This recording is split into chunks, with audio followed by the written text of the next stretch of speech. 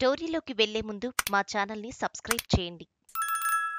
ఆంధ్రప్రదేశ్లో TDP, Janasena, BJP కూటమి ప్రభుత్వం సమన్వయంతో ముందుకు వెళ్తోంది. ప్రభుత్వం కీలక పదవులు, నామినేటెడ్ పోస్టుల భర్తీపైన దృష్టి సారించింది. అందులోనూ పొత్తు ఉన్న నేపథ్యంలో జనసేన పార్టీని కూడా చంద్రబాబు దృష్టిలో పెట్టుకుంటున్నారు. ఇప్పటికే శాసన మండలిలో 2 ఎమ్మెల్సీ స్థానాలు ఖాళీ కాగా చెరో ఒకటి టీడీపీ, జనసేన పంచుకున్నాయి. టీడీపీ తరపున సి రామచంద్రయ్య, జనసేన తరపున హరిప్రసాద్ ఎమ్మెల్సీలుగా ఎన్నికయ్యారు. అలాగే కీలకమైన అడ్వకేట్ జనరల్ ఏజీగా టీడీపీ తరపున ముఖ్య కేసులు వాదించే దమ్మాలపాటి శ్రీనివాస్ను నియమించారు. గతంలో చంద్రబాబు సీఎంగా ఉన్నప్పుడు ఒకసారి ఆయన ఏజీగా వ్యవహరించారు. ఇక అదనపు అడ్వకేట్ జనరల్ ఏఏజీగా జనసేన లీగల్ సెల్ చైర్మన్, ప్రముఖ న్యాయవాది ఇవన సాంబశివ ప్రతాప్ను ఎంపిక చేశారు.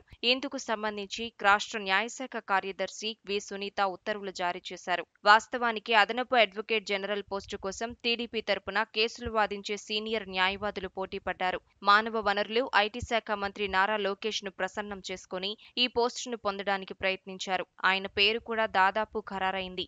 అయితే జనసేనాని deputy CM Pawan Kalyan AAG పదవిని తమకు కేటాయించాల్సిందేనని గట్టిగా కోరారని తెలుస్తోంది. పొత్తు ధర్మాన్ని పాటించాలని సూచించడంతో Chandrababu Janasena legal cell chairman ను ఈ పదవికి ఎంపిక చేశారు. కాగా అదనపు అడ్వకేట్ జనరల్ గా నియమితులైన సాంబశివ ప్రతాప్ పశ్చిమ గోదావరి జిల్లా పాలకొల్లు మండలం తిల్లపూడికి చెందినవారు.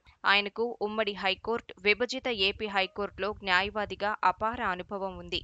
2014లో జనసేన పార్టీ ఆవిర్భావం నుంచి ఆ పార్టీకి సాంబశివ ప్రతాప్ న్యాయసేవలు అందిస్తున్నారు. 2019 సార్వత్రిక ఎన్నికల తర్వాత Janasena party legal cell chairman గా కొనసాగుతున్నారు. ఆయనకు వివాదరహితుడిగా, సౌమ్యుడిగా పేరుంది. 1984లో సాంబశివ ప్రతాప్ న్యాయవాదిగా ఎన్రోల్ అయ్యారు. 1996 నుండి 2002 మధ్యలో మున్సిపల్ స్టాండింగ్ కౌన్సిల్ గా ఆంధ్ర ప్రాంతపు మున్సిపాలిటీల తరపున సాంబశివ ప్రతాప్ పనిచేశారు. 2016-19 మధ్య ఉమ్మడి హైకోర్టులో ప్రభుత్వ న్యాయవాదిగా తన వాదనలు వినిపించారు. అలాగే పలు బ్యాంకులు, బీమా కంపెనీలు, ప్రభుత్వ రంగ సంస్థలకు స్టాండింగ్ కౌన్సిల్ గానూ చేశారు. తన నియామకంపై సాంబశివ ప్రతాప్ జనసేనాని పవన్ కళ్యాణ్ కు, సీఎం చంద్రబాబుకు కృతజ్ఞతలు తెలిపారు.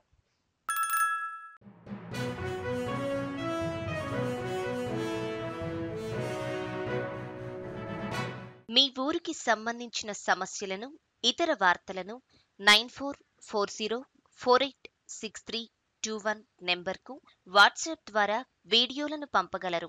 వాటిని మా తెలుగు టీవీలో ప్రసారం చేయటం జరుగుతుంది. మెరుగైన సమాజం కోసం మీతో మేము అడుగులు వేస్తాం.